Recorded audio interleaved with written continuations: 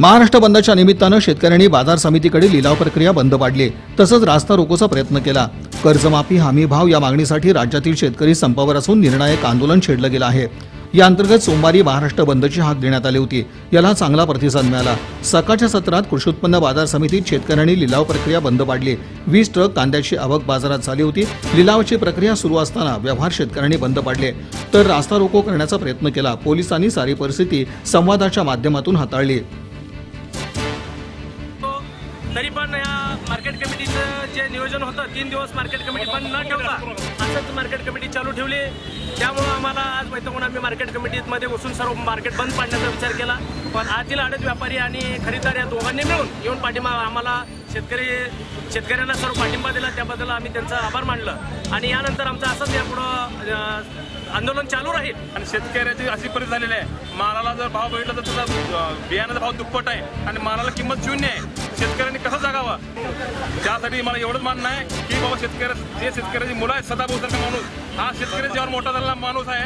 आज बदमाश दलाली शेतकरी दलाली करतो, त्यांनी येऊन बांधव शेतकऱ्यांची चर्चा करावी आणि जे आम्ही शेतकऱ्याचे सरसकट उतारा कोरा झाला पाहिजे। 5 एवढी आमची अपेक्षा आहे। शेतकऱ्यांची बाजार समिती संप पुकारला त्या दिवसापासूनच बंद पाहिजे, पण त्यांनी बंद ठेवले नाही, जाणून बुजून त्यांनी चालू ठेवले। आरती शेतकरी आहेत तर सगळ्याच बाजूने शेतकऱ्याचाच हा संप आहे, त्याच्यामुळे प्रशासकाने बाजार समिती बंद ठेवलीच पाहिजे। गेल्या 3 वर्षापासून फडणवीस सरकार आलं, परंतु फडणवीसांनी जे विरोधी पक्षात असताना जो शब्द दिला होता की आम्ही सत्तेवर आल्यानंतर उतारा कोरा करू, तो शब्द पाळला नाही, म्हणून शेतकऱ्याचा एवढा असंतोष झालेला आहे। प्रत्येक वेळेला ते म्हणतात की योग्य वेळ आल्यानंतर आम्ही शेतकऱ्यांचे उतारे कोरे करू, कर्जमाफी करू। गेले 3 वर्ष झालं शेतकऱ्याचा उतारा जर कोरा झालाच नाही, छावण्या जनावरांच्या मिळाल्या नाहीत, जनावर तरपडून मेले। शेवटी शेतकऱ्याच्या 8000 आत्महत्या 3 वर्षात झालेल्या आहेत आणि फडणवीसांनी शब्द तर पाळलाच नाही, उलट जनतेला दिशाभूल करून फसवण्याचं काम केलेलं आहे।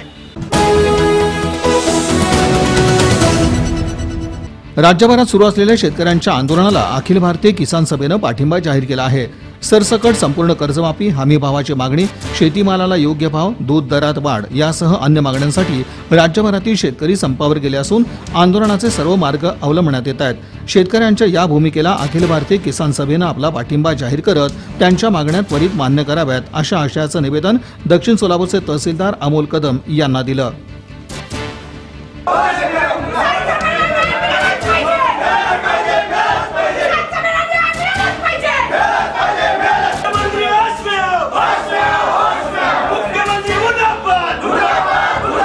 एसएफआयचे नेते, सगळ्या डीवायएफआयचे नेते, सगळ्या जनसंघटना एकत्रित येऊन ह्या संपाला पाठिंबा दिलेला आहे। म्हणून ताबडतोब सरकारला आम्ही इशारा देतोय। अखिल भारतीय जनवादी महिला संघटना भी या ठिकाणी सामील झालेला आहे। आम्ही सरकारला इशारा देतो की हा ताबडतोब आम्हाला मीटिंगला बोलवा आणि हस्तक्षेप करा।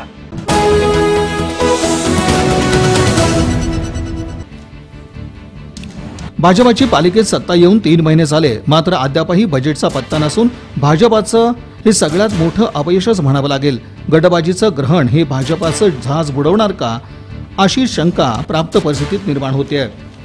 मोठी स्वप्न दाखवून विकासाच्या बड्या बाता मारून सत्तेत आलेल्या भाजपाला 3 महिने उलटूनही पालिकेचं बजेट अर्थात अंदाजपत्रक सादर करता येऊ शकत नाही। यापेक्षा दुर्दैवी आणि लाजिरवाणी गोष्ट कोणती असू शकते? एक हाती सत्ता असताना आणि दिग्गज तसंच अनुभवी तज्ज्ञ मंडळींची भाजपाकडे फौज असताना खरं तर सर्वसमावेशक असं अंदाजपत्रक तेही वेळेवर सादर करणं भाजपाकडून अपेक्षित होतं, पण तसं न होता गडबाजीत मशगूल राहून त्यात धन्यता मानणाऱ्या भाजपा पदाधिकारी आणि नगरसेवकांनी अभ्यासाच्या नावाखाली अंदाजपत्रकालाच फाटा देत जो तमाशा या निमित्तानं केलाय तो खरंच पक्षाच्या एकूणच ध्येय धोरणांचे वाभाडे काढणारा असंच म्हणावं लागतोय।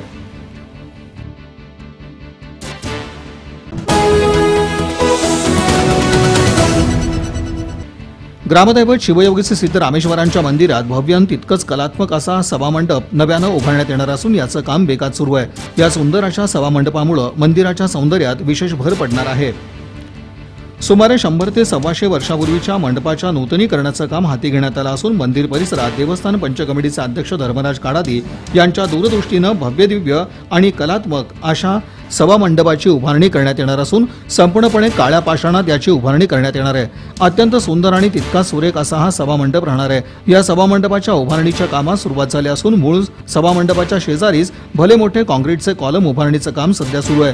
हे काम चांगल्या पद्धतीचं आणि दर्जेदार व्हावं या दृष्टीनं परिपूर्ण अशा नियोजनावर विशेष भर दिला गेला असून सभामंडप उभारणीच्या पार्श्वभूमीवर श्री सिद्धेश्वर तलावातील पाणी संपूर्ण काढण्यात येत आहे. तलाव रिकामा करून बेसमेंटचं काम लवकरात लवकर पूर्ण करण्यावर भर दिला जात आहे.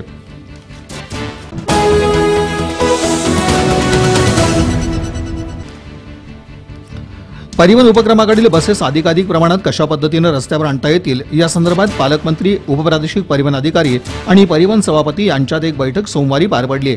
परिवहन उपक्रमाकडील फक्त 23 बसेस रस्त्यावर धावत असून स्मार्ट सिटीतील नागरिक बस सेवेपासून वंचित आहेत. उपक्रमाला टाळं लागण्याची वेळ आल्यानंतर आता सेवा देण्याचे प्रयत्न होत आहेत. सोमवारी पालकमंत्री विजयकुमार देशमुख यांच्या कार्यालयात पार पडलेल्या बैठकीस उपप्रादेशिक परिवहन अधिकारी बजरंग खरमाटे, परिवहन समिती सभापती दैदिप्य वडापूरकर, माजी विरोधी पक्षनेते नरेंद्र काळे यांची उपस्थिती होती. 101 बसेस रस्त्यावर कशा पद्धतीने धावतील या संदर्भात विचारविनिमय झाल्याचं पालकमंत्री विजयकुमार देशमुख यांनी सांगितलं. फक्त 22 ते 23 बसेस रस्त्यावर धावतात, त्यामुळे लोकांना गैरसोय निर्माण होत आहे आणि त्याच्यात दुरुस्ती व्हावं यासाठी आपले त्या परिवहन खात्याचे सभापती वडापूरकर साहेबांनी गेले 2 दिवस झालं सातत्यानं प्रयत्न करत आहेत. कालच महानगरपालिकेचे कमिशनर साहेबांशी बैठक झाली आणि असा विचार आला की ह्या थोडं व्यवस्थापनात थोडं बदल व्हायला पाहिजे.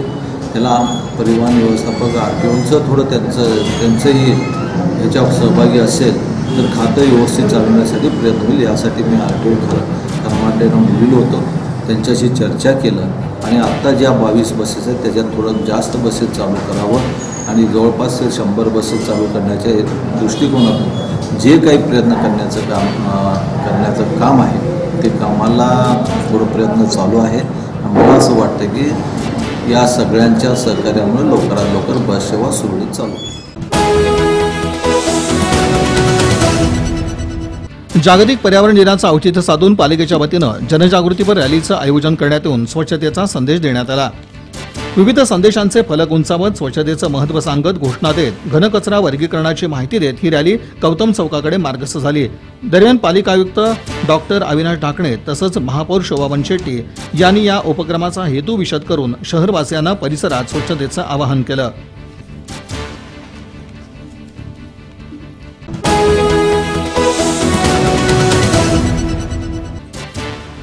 रोहिणीच्या जलधारा सलग दुसऱ्या दिवशीही बरसल्या, त्यामुळे सखल भागात पाणी शिरलं. घराघरातून पाणी शिरण्याचे प्रकार देखील घडले.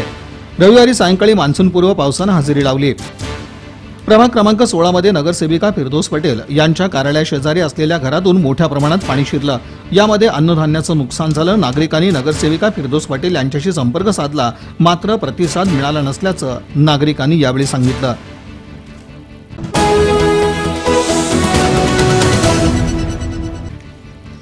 देवस्थान इनाम जमीन पूर्ववत करण्याच्या मागणीसाठी अकील अहमद सय्यद अहमद काजी यांनी आमरण उपोषणास सुरुवात केली आहे. मंगळवेढा येथील देवस्थान इनाम जमीन पूर्ववत करण्यासाठी अकील अहमद सय्यद अहमद काजी हे पाठपुरावा करत आहेत. वारंवार अर्ज विनंत्या करूनही कोणीही दाद लागू देत नाहीये. 10 महिन्यांपासून शासन दरबारी हेलपाटे सुरू आहेत. न्यायालय निर्णय आणि शासन परिपत्रकाची अंमलबजावणी होत नसल्यानं आमरण उपोषणाचा मार्ग स्वीकारल्याचं अकील अहमद सय्यद अहमद यांनी सांगितलं.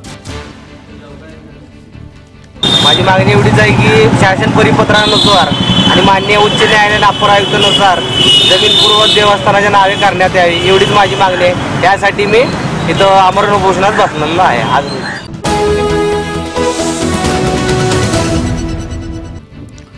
जिल्हा परिषद जलव्यवस्थापन समितीची बैठक सोमवारी पार पडली. यामध्ये सिमेंट बंधारे बांधण्यासाठी 8 कोटींच्या खर्चास मंजुरी देण्यात आली. शिवरत्न सभागृहात अध्यक्ष संजय शिंदे यांच्या अध्यक्षतेखाली जलव्यवस्थापन समितीची बैठक पार पडली. सभापती विजयराज डोंगरे, रजनी देशमुख, मल्लिकार्जुन पाटील, शीला शिवशरण, मंगल कल्याण शेट्टी आदींची उपस्थिती होती. बैठकीत सिमेंट बंधारे बांधण्यासाठी 8 कोटीच्या खर्चास मंजुरी देण्यात आली. जुने 6000 बंधारे दुरुस्तीसाठी निधी तरतुदीकरता पाठपुरावा करण्याचा निर्णय झाला. गायरान जमिनीवर वृक्ष लागवडीच्या सूचना दिल्याचं अध्यक्ष संजय शिंदे यांनी सांगितलं. विशेषतः जलसंधारणमधून 8 कोटी जिल्हा परिषदेला आले, त्या संदर्भातल्या नियोजनासाठी स्थळपाणीसाठी मान्यता देणे हा विषय होता. तर त्या संदर्भामध्ये या मीटिंगमध्ये निर्णय घेण्यात आला. शासनाचा वृक्ष लागवडीच्या प्रोग्राममध्ये जिल्ह्यामधून जास्तीत जास्त सहभाग घेऊन विशेषतः ग्रामपंचायतीच्या माध्यमातून वृक्ष लागवड करत असताना खड्डे घेण्यासाठी नरेगा असेल MREGSमधून त्याला निधी वापरता येईल अशा पद्धतीनं नियोजन करण्याच्या दृष्टीनं चर्चा झालेली आहे. उद्या झाडं जगवण्याच्या दृष्टीने त्या परिसरातली काही कुटुंब नरेगामधून त्या सगळ्या व्यवस्थेमध्ये त्यांनाही रोजगार निर्मिती होईल. श्री साईनाथ सामाजिक बौद्धिक संस्थेच्या वतीनं MPSC आणि UPSC, रेल्वे, बँक आणि इतर सर्व स्पर्धा परीक्षा देणाऱ्या विद्यार्थ्यांसाठी मोफत मार्गदर्शन शिबिराचं आयोजन करण्यात आलं होतं. सळे मारुती मंदिरात हे शिबिर घेण्यात आलं. यामध्ये 10वी आणि 12वी नंतर काय, स्पर्धा परीक्षा म्हणजे काय, स्पर्धा परीक्षेचा अभ्यास कसा करायचा, तसंच स्पर्धा परीक्षेत यश मिळवण्यासाठी गणित आणि बुद्धिमत्ता हा विषय महत्त्वाचा असून सूत्र तसंच सोप्या पद्धतीने ही गणितं कशी सोडवायची याबद्दल सखोल असं मार्गदर्शन करण्यात आलं. विद्यार्थ्यांची मोठ्या संख्येनं या शिबिराला उपस्थिती होती. नागणसूर इथल्या HG प्रचंडे कनिष्ठ महाविद्यालयाची विद्यार्थिनी धानम्मा पुलारी ही कन्नड माध्यमात राज्यात प्रथम आली असून तिचं सर्वत्र अभिनंदन करण्यात येत आहे. 12वी परीक्षेचा निकाल नुकताच जाहीर झाला. यामध्ये HG प्रचंडे कनिष्ठ महाविद्यालयाच्या विद्यार्थ्यांनी उज्ज्वल यश मिळवलं. महाविद्यालयाची विद्यार्थिनी धानम्मा मल्लीनाथ पुलारी हिनं कन्नड माध्यमातून 87.38% गुण मिळवून राज्यात प्रथम येण्याचा मान मिळवला. यासह भाग्यश्री लोहार 85.84, अश्विनी भासगी 84.76 या विद्यार्थिनींनी घवघवीत यश मिळवलं.